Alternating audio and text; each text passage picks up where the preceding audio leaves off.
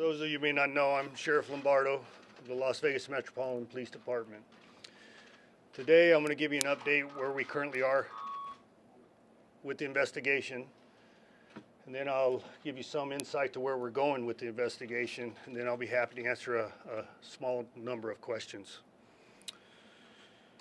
Okay, so in the days since our last briefing, investigators from the LVMPD, along with many agents from the FBI and ATF, have continued working around the clock on the 1 October shooting. Today I'll provide you with some information, but mostly I hope to clarify or provide more updated information on some of the details that have been reported in the media. A number of you have already reported that the brother of the suspect is in town, and yes, he is. We are in contact with him, along with other family members. I will not discuss what came out of those interviews, but every piece of information we get is one more piece of the puzzle in this case.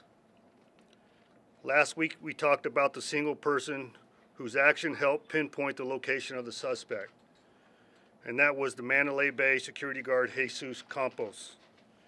As you might imagine, Mr. Campos was not only injured when he was fired upon, as he did his room check about the door alarm down the hall from the suspect's room, but he was also extremely shaken up by what happened to him. He was able to confirm for us exactly what he heard and saw in the moments before he was shot. Mary Lou Danley, the suspect's live-in girlfriend, we are still speaking with Miss Danley about the suspect's movements, gun purchases, and anything else we need to know about him and how he had planned his assault. And who he came in contact with during the planning phase. We have uncovered no evidence to show there was a second shooter. We have uncovered over 200 instances of the suspects traveling throughout Las Vegas, and he has never been seen with anyone else. We have no evidence or intelligence that the suspect was linked or had affiliation with any known terrorist groups or ideologies. In coordination with the FBI's Behavioral Analysis Unit, a comprehensive picture is being drawn as to the suspect's mental state, and currently we do not believe there is one particular event in the suspect's life for us to key on. We believe he decided to take the lives he did, and he had a very purposeful plan that he carried out. So where are we at with the property retrieval? As of yesterday, the personal effects of concertgoers as well as items that belong to the victims are now being returned at the Family Assistance Center located at the Convention Center. They have located items from lots A, B, C, and D. They have placed them in those categories, and if you go to fbi.gov and click on the banner associated with the 1 October shooting, it will define which lots are being available as we speak. As far as I know from visiting there earlier today, lots A and B are available, and C and D are yet to be determined. First and most important is I want to say the FBI, the Red Cross, and City and County Fire are doing an amazing job. This is not an easy task to undertake, but their process is efficient. And even though we have been talking about the numbers of people who attended the concert and the number of victims injured or killed, you really don't understand the magnitude until you see the rows and tables of personal belongings that left behind as the people fled the venue. So moving forward, we anticipate being at the Route 91 site for at least another week, along with the room at the Mandalay Bay. As I've said from day one, we want to figure out the why to this, and we'd like to know the motive. That is our most important goal, to prevent any further action associated with another individual who is contemplating this, or what exactly went along in the suspect's mind to enable him to pull off such a complicated event. So moving forward, barring any critical information obtained during the week, the next press conference will be conducted at the end of the week, Friday. So at this point, I'd be happy to answer any questions. Sheriff There's a Chris, deposition that came out today from 2013 that said he was taking Valium. Have you found any medications? We have found some evidence of medications. I'm not at liberty to discuss that. Can you tell us about the note? Was that to cause damage? What were those numbers? What note? The note that was in the suspect's room. There was not a note in the suspect's room. We recovered a document that had numbers associated to it, and I'm not at liberty to make a guess on what that was for. It could be. We're figuring that out. Sheriff, also in the suspect's room, according to accounts we heard last night, there were drills. According to other accounts, the guard, Jesus Campos, heard drilling in the room. What drilling was done, and what do you think it was to accomplish? So the question is, what drilling was done, or what was the intent of the suspect? There was drilling done. It was to the doorway, adjacent wall to the doorway, and just an assumption would be to either place a camera or to place a rifle. Can I follow that? But the drilling was not completed. Did Officer Campos hear drilling? Yes, he did. How's Mr. Campos doing? You have any Can I finish his question, sir? And he knocked because of the drilling? No. There's never been anything out in the public forum about knocking. He was investigating an open door. He became of the drilling sound. Sheriff, what time exactly did Jesus Campos sustain, the injury? What's the timeline like? What time exactly? Bear with me while I get that for you. And Well, it's fairly simple for me to obtain. What was the question, ma'am? can I also ask, in the days What was the original question?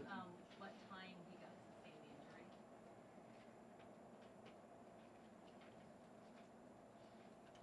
21:59. That would be 9:59.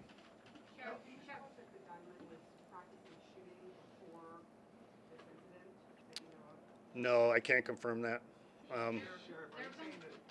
Sheriff, are you saying that the security guard was injured? Mr. Campos was injured at before 10 p.m. and the shots were then fired at 10 p.m. into the crowd? Is that what you're saying?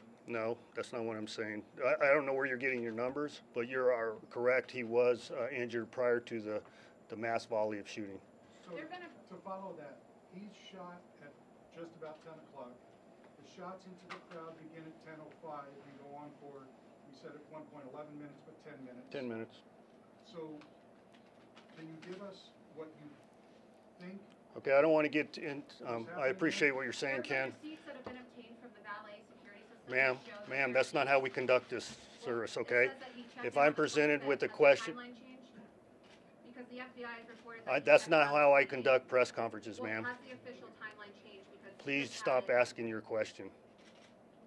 There's a decorum that we have here, and I will finish Mr. Ritter's question. Thank you. So if Officer Campos or security guard Campos was shot at just before 10 o'clock, and the shot's out the window, as you described them, there were about So let me 200 help shots you with into that, the Ken, wall. because you picked up on it. Yes, the timeline associated with the original shot and Mr. Campos has changed through investigation, as I have conveyed to you from the very beginning. And your zest for information and my zest to ensure the public safety and the calming of their minds is some things are going to change. Now, they are minute changes, okay? There's not this all-encompassing answer associated with the information that we presented before. In other words, it's not completely inaccurate. But what we have learned is Mr. Campos was encountered by the suspect prior to his shooting to the outside world. Yes, ma'am. Sheriff, you referenced the comprehension profile that's being drawn up. Can you talk about what thread your department is looking at regarding the shooter's mental condition and how important that is to your investigation? I'm sorry, I don't understand what you mean by thread. Like what avenues are you guys going down looking at his mental? Well, as you can imagine, anything that any mental health or medical help he's had throughout his life, we're attempting to obtain any and all information associated with that. Additionally, the behavioral analysis unit from the FBI is on the ground here locally, and we're attempting to utilize their expertise in discerning those matters. What I will provide with you is behavioral analysis is in LA also, Los Angeles, while interviews with Ms. Danley are being conducted. Do you have any idea why Mr. Campos was near that room when he got shot prior to the actual? Yes, we had an alarm associated with an open door. It was not the suspect's open door, it was another one. Fair. Yes. Were there any other writings discovered in the room, either numbers or otherwise? I'm not aware of any. I personally am not aware of any. Sheriff, were there any diagnoses that he had that you can share? Anything about his? You talked the medical thing as part of the investigation. Is there anything he was diagnosed with or was taken that you can comment on? Say that again, I'm sorry. Was he diagnosed with any conditions or was he taking any? No, we don't have a complete comprehensive evaluation of his mental condition. We will provide that as we become aware of it. Sir, so after Mr. Campos was shot, before the mass shooting happened, did he alert security? Did they know? I'm just wondering if there's was any delay in his reporting? Or No, he immediately upon being injured notified security of his situation.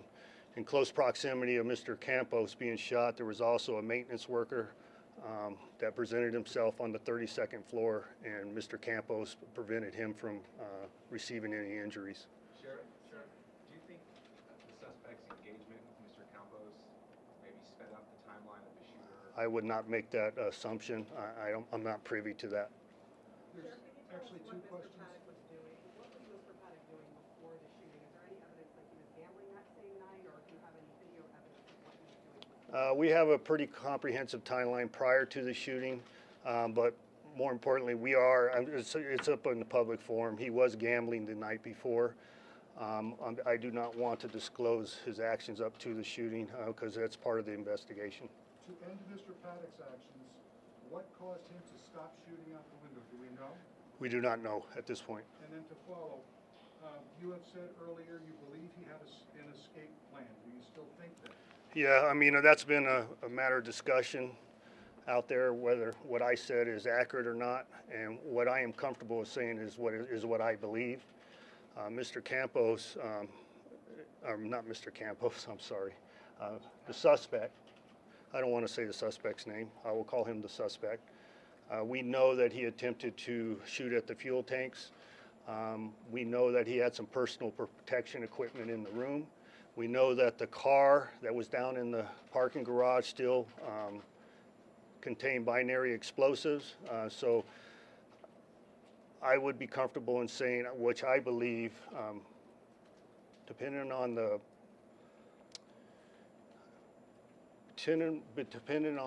the splash he made during the shooting, would it enable the first responders to be directing their attention in other locations, which would enable Mr.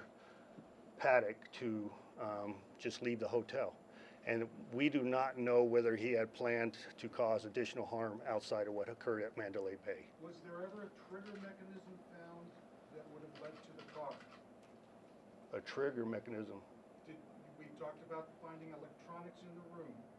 We talked about Oh, you mean something that would no, the explosives were not set up in order to detonate with a trigger. So Sheriff, is it your belief? Yes, ma'am.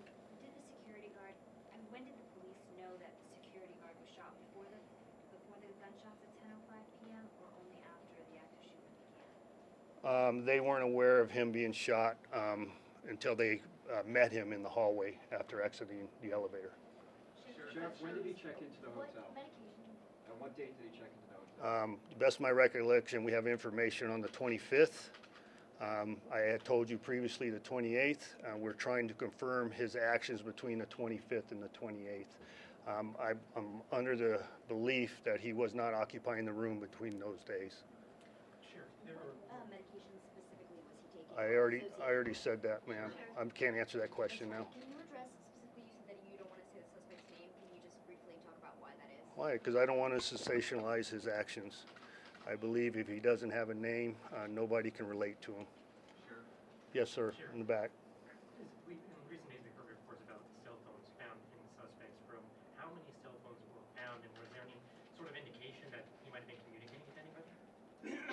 Aaron, do you have that information? I don't think it's prudent to give that out. Okay, no, we don't have that number. I don't know the number personally. Sheriff, you mentioned that something about how you had observed his movements over 200 times in the valley. Can you talk about where he was going, what he was doing? No, I can't reach. I wish I could give you a comprehensive timeline and his movements. That would assist us in developing possible witnesses, but we're still running that down. It's still a really comprehensive evaluation of all the electronic equipment associated with this individual, and that's going to take quite some time. What I am proud of is how far we've gotten to this point. And yes, I'm frustrated. If you look in the public media, the perception that I am frustrated at the speed of this investigation, yes, I am. It isn't because nobody is not doing their job. It's because this individual purposely hid his actions leading up to this event, and it is difficult for us to find the answers to those actions. And that's why it's important for you to give me some deference, the FBI some deference, and the police department some deference to the ability to run out these leads. Now, I have noticed in the public forum several assumptions, unconfirmed statements, and actions of this individual put out there, and it makes it very difficult for us to follow the leads that we currently have when we're trying to chase our tail in other directions. And I have said this to you before. I appreciate all your help. You're a force multiplier for us because there's a lot of hidden pieces to this puzzle, but there's also a happy medium associated with that. And I will answer Mr. Ritter's question. That will be the last question.